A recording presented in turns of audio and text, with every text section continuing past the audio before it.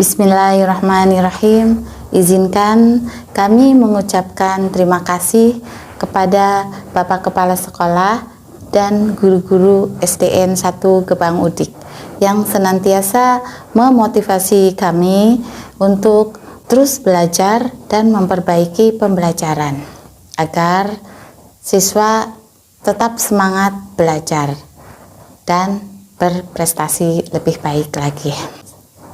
Spesial terima kasih kami ucapkan kepada Coach Adi, Coach Ani, Coach Nano, Coach Muja, dan semua tim kreatif Dinas Pendidikan dan BKPSDM Kabupaten Cirebon yang telah menyelenggarakan pelatihan ini. Salam kepada guru-guru hebat yang tetap belajar walaupun sudah mengajar. Assalamualaikum warahmatullahi wabarakatuh.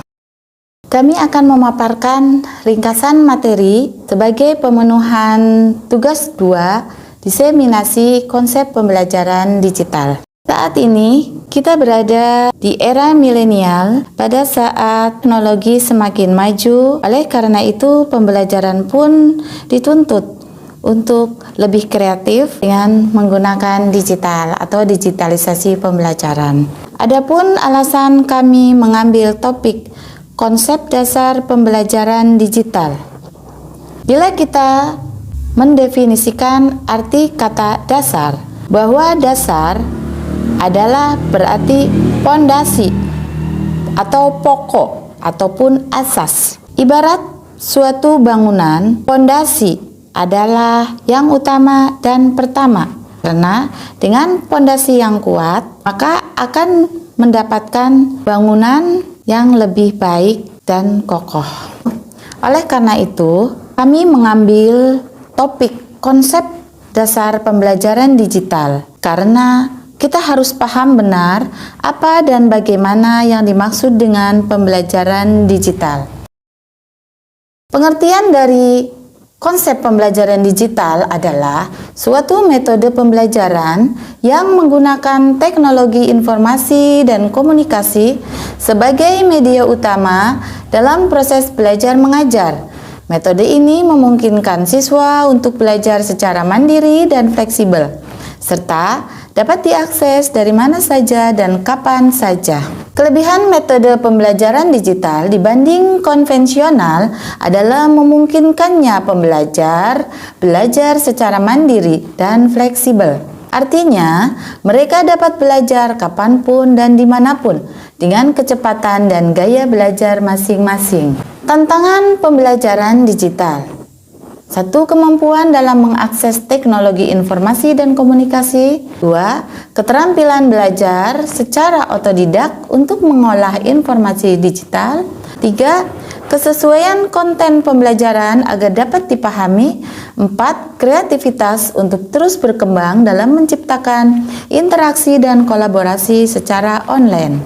Beberapa aplikasi yang biasa digunakan dalam kelas online diantaranya Google Workspace for Education, Rumah Belajar, Zenius, Kuiper.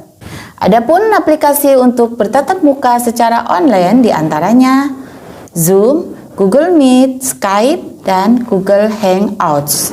Aplikasi penyimpanan dokumen secara online yang disebut dengan cloud storage merupakan media online untuk menyimpan file dengan bantuan koneksi internet saat mengaksesnya. Pentingnya penyimpanan online adalah untuk mengantisipasi kehilangan data akibat rusak atau hilangnya perangkat keras. Layanan ini menyinkronkan dokumen, foto, dan lainnya yang tersimpan di semua perangkat pengguna, termasuk perangkat seluler, tablet, dan PC. Aplikasi presensi online. Salah satunya adalah dengan menggunakan Google Form. Melalui aplikasi tersebut, kita dapat membuat presensi secara online di browser seluler atau web.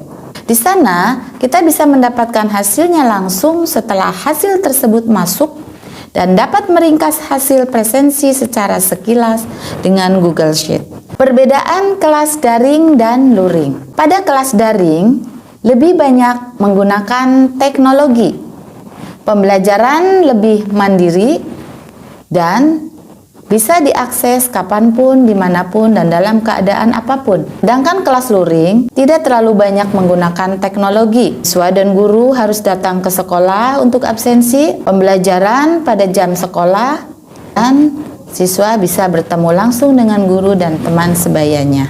Demikianlah penjelasan singkat mengenai konsep dasar pembelajaran digital. Selanjutnya, kita akan mempraktekkan proses coaching dan mentoring. Selamat menyaksikan.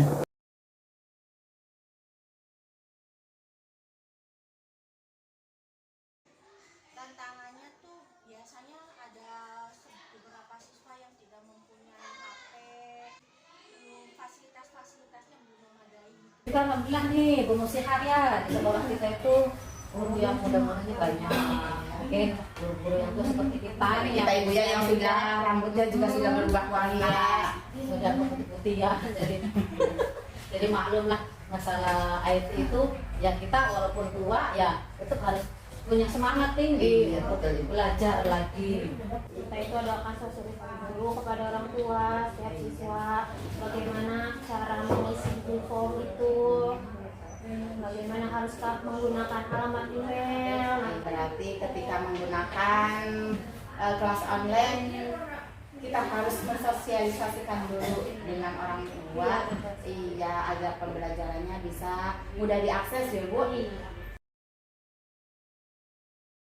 Untuk anak-anak zaman sekarang itu kan harusnya sudah bisa menggunakan aplikasi-aplikasi digital, jadi tidak hanya terpatok dengan sosial media saja gitu.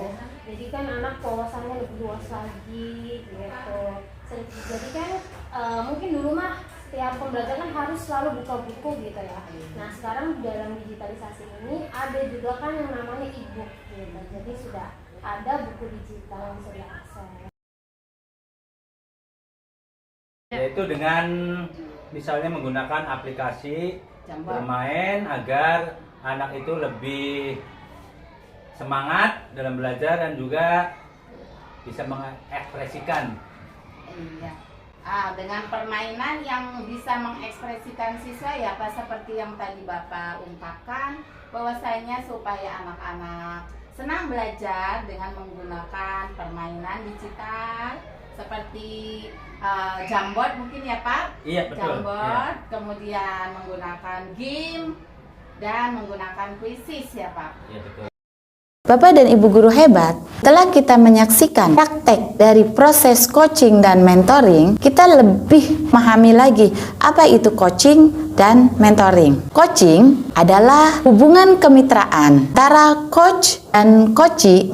Seorang coach menggali potensi yang ada pada coachee dengan pertanyaan yang kreatif, dapat menyelesaikan masalahnya sendiri. Sedangkan mentoring adalah hubungan timbal balik seorang mentor dan mentee. Mentor berbagi pengalaman dengan mentee dalam menyelesaikan masalahnya.